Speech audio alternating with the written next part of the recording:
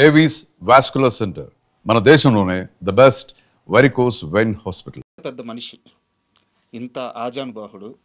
ఒకరోజు చాలా గ్యాప్ తర్వాత సుమన్ గారి దగ్గర నుంచి ఫోన్ రాగానే కుటుంబం మొత్తాన్ని తీసుకెళ్ళి అక్కడికి వెళ్ళిన తర్వాత సుమన్ గారితో మాట్లాడుతూ బాగా ఎమోషనల్ అయిపోయి, ఈ రోజుకైనా నా తప్పు లేదని మీకు నిజం తెలిసింది, నాకు అదే ఆనందం, మీరు ఎప్పుడూ తప్పు చేయడు, అది మీకు తెలవడం ఆనందంగా ఉందని బాగా ఎమోషనల్ ఇంచుమించు ఏడ్చేశారట. అవును. అవును. ఆ ఇన్సిడెంట్ చెప్పండి, అసలు ఏం జరిగింది? అంటే నేను ముందు ఇది చెప్పే ముందు మీరు ఇంటర్వ్యూ చేయడానికి నన్ను పిలిచిన తర్వాత మీరు ఇంత ప్రిపేర్ అవుతారని నాకు తెలియదండి. నా గురించి ఇంత రిసర్చ్ చేసి ఇంత చెప్తారని. ఇప్పుడు ఈ ఇన్సిడెంట్ అంతా ఎప్పుడో జరిగింది ఇది. ఇదంతా కూడా మీరు తవ్వి తీసి అడుగుతున్నారు. చాలా సంతోషం. చాలా థ్యాంక్స్. సుమన్ గారికి నాకు చాలా దగ్గర సంబంధం ఉందండి. ఎలాగంటే ఫస్ట్ పాయింట్ ఏంటంటే నేను దూరదర్శన్‌లో చేస్తున్నప్పుడు బాగా బిజీగా ఉండి బాగా ఒక లెవెల్‌లో చేస్తుండేవాడిని. కానీ ఏంటంటే అక్కడ నాకు ఎక్విప్‌మెంట్ అది అంత ఈ ఫ్రీ హ్యాండ్ ఉండేది కాదు. రిస్ట్రిక్షన్ చాలా తక్కువ ఎక్విప్‌మెంట్. ఈటీవీ వచ్చిన తర్వాత బీటా క్యామ్‌లో మొదలుపెట్టారు వాళ్ళు. మొదలుపెట్టటమే. అప్పటిదాకా నేనేదో లో బ్యాండ్‌లో చేసేవాడిని. బీటా క్యామ్‌లో మొదలుపెట్టి జనరేటరు, లైట్సు, ఆ డే లైట్లని పెద్ద పెద్ద లైట్లు, మీరు ఎక్కడన్నా షూటింగ్ చేయండి. ఎక్కడ కావాలంటే అక్కడ ఆర్టిస్టులు పెద్ద పెద్ద ఇలా పెట్టేటప్పటికి నాకు పెద్ద తృప్తి అనమాట. సినిమాలు చేస్తున్న ఫీల్ వచ్చేసేది. సీరియల్స్ కూడా సినిమాల్లాగా అందులో సాంగ్స్ కూడా నంబర్ ఆఫ్ డేస్ తీసుకొని చేయటం. చాలా ఇదైపోయామండి. ఇంట్రెస్ట్ ఎక్కువైపోయేదనమాట. బా చేయాలి. ఈ వర్క్ అంతా ఆయన చూసేవారు ఆయన. నేను కొన్ని సాంగ్స్ స్పెషల్‌గా నేనే ఎడిటింగ్ చేసి కొన్ని స్పెషల్ ఎఫెక్ట్స్ అన్నీ చేస్తుంటప్పుడు ఆయన చూసి ఆయనకు మెచ్చి 'శివలీల' అనే సీరియల్ అండి. పూర్తి మైథలాజికల్. ఆ సీరియల్‌కి ఒరిజినల్‌గా డైరెక్టర్ వేరు. డిస్కషన్‌లో మాట్లాడుతున్నప్పుడు నేను మాట్లాడిన తీరుని బట్టి ఆ డైరెక్టర్ గారిని తీసేసి నన్ను డైరెక్టర్ చేశారాయన. ఫస్ట్ అఫీషియల్‌గా నేను అప్పటిదాకా ఏదో అన్‌అఫీషియల్‌గా హెల్ప్ చేస్తుంటాను గానీ, అఫీషియల్‌గా నన్ను ఫస్ట్ డైరెక్టర్‌గా 'శివలీల'లో కార్డేశారు. మా గురువుగారు దానికి ముందు రాఘవేంద్రరావు గారు ఎలక్ట్రానిక్ మీడియాలో యాడ్స్ అవి చేయించారు నా చేత డైరెక్షన్. ఒక సీరియల్‌కి డైరెక్షన్ అనమాట 'శివలీల'కి. అక్కడి నుంచి ఆయన సీరియల్స్ 'ఎండమావులు' గాని ఇలాగ ఆ సీరియల్స్ అన్నిటి కూడా నేను డైరెక్టర్‌గా ఆయన దగ్గర వర్క్ చేశాను. ఆయన సీరియల్స్‌లో ఏమైందంటే అండి, ఆయన అప్పుడు ఈటీవీలో చేసేటప్పుడు పెద్ద పెద్ద డైరెక్టర్లు చేసేవారు. స్క్రిప్ట్‌ని ఏం చేసేవారంటే, స్క్రిప్ట్ వచ్చిన తర్వాత మనం జనరల్‌గా ఏం చేస్తాం, స్క్రిప్ట్ చదివిన తర్వాత అరే! ఈ డైలాగ్ బాలేదు, ఇది మారుద్దాం, ఇది ఇలా ఉంది, అలా ఉంది కొంత డైరెక్టర్ లిబర్టీ తీసుకుంటాడు. అది తీసుకొని మొత్తం వక్రీకరించి ఆయన రాసుకున్న దానికి ఆయనే రాసేవారు. అది ఇదవుతున్నప్పటికి ఆయన ఒక రూల్ పెట్టారాయన. నా స్క్రిప్ట్ ఎవరు ఏం మార్చటానికి వీల్లేదు.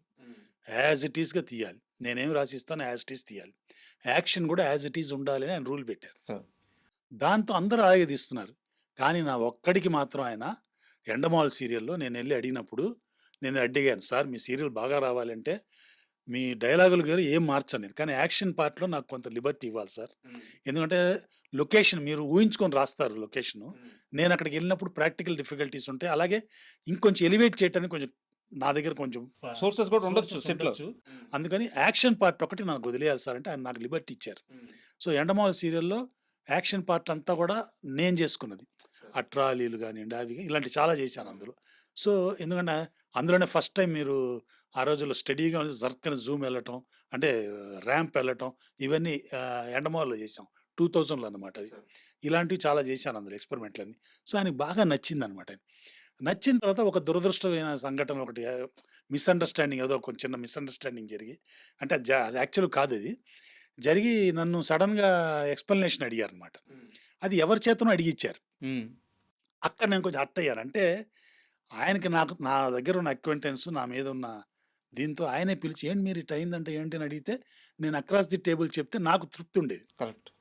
ఇప్పుడు ఎవరి చేతనో చెప్పేటప్పటికి నేను కొంచెం ఇగో ఫీల్ అయ్యి ఇమ్మీడియేట్‌గా నేను చేయను సీరియల్ నుంచి మానేశాను. ఇప్పుడు మనకి ఇది ఉంటది కదా! అలా మానేశాననమాట. మానేసిన తర్వాత ఇక మా ఇద్దరికి 2004 అనుకుంటాను. అక్కడి నుంచి కొంచెం గ్యాప్ వచ్చిందండి. మీరు కూడా ఆయనకి చెప్పలేదుగా ఫోన్ చేసి? నేను చెప్పలేదు. అంటే ఎవరైతే నాకు చెప్పారో ఆయనకే చెప్పాను మరి. అంతా త్రూ ఒక పర్సన్.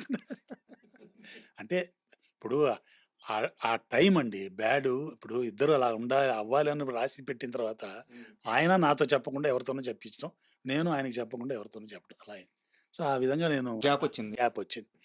గ్యాప్ వచ్చిన తర్వాత చాలా రోజులు ఒక 8 ఇయర్స్ 8 ఇయర్స్ అయ్యిందండి. 8 ఇయర్స్ తర్వాత ఒకరోజు నాకప్పుడు సెల్ ఫోన్ ఉండేది కాదు. నేను సెల్ ఫోన్ వాడేవాడిని కాదు.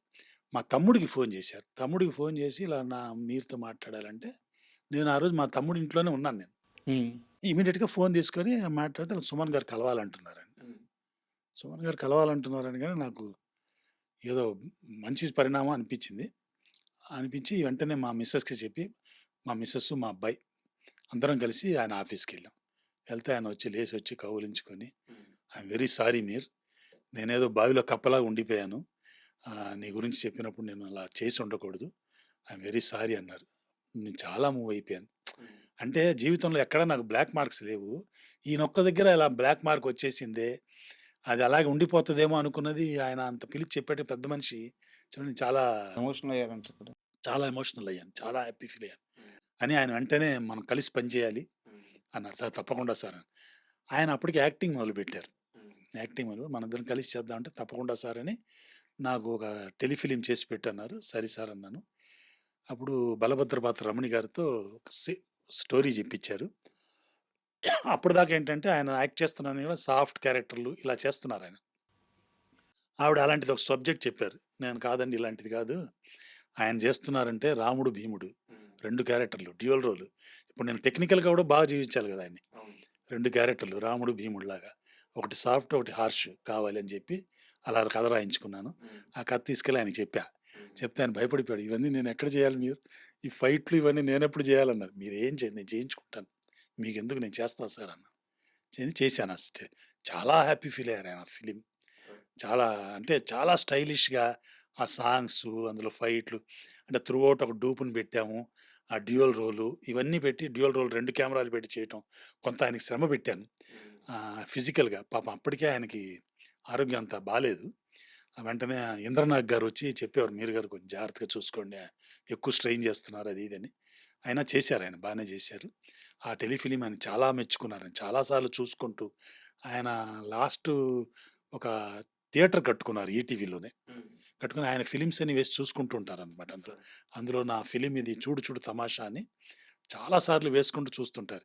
చూసుకొని అక్కడి నుంచి ఫోన్ చేసేవారు.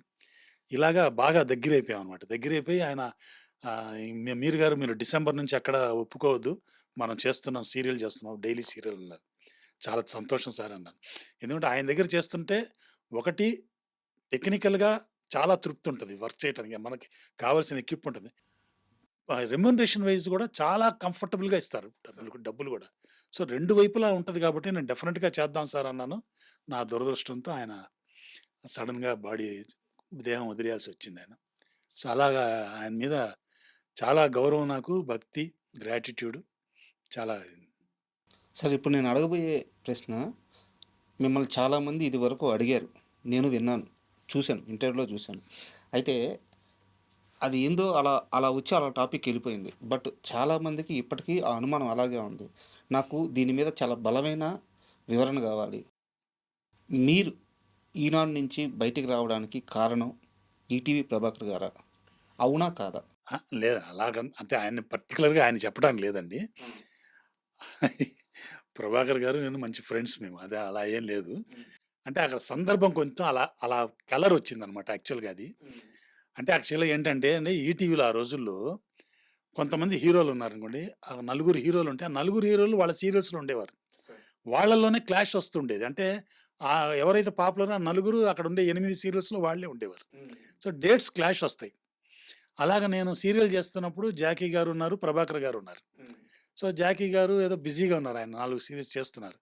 సో ఆయన రాగానే ఆయన క్లోజ్ షాట్స్ అన్ని ఫస్ట్ తీసేసి ఆయన పంపించి, మా సీరియల్సే కదా! అది మా సీరియలే, ఇది మా సీరియలే.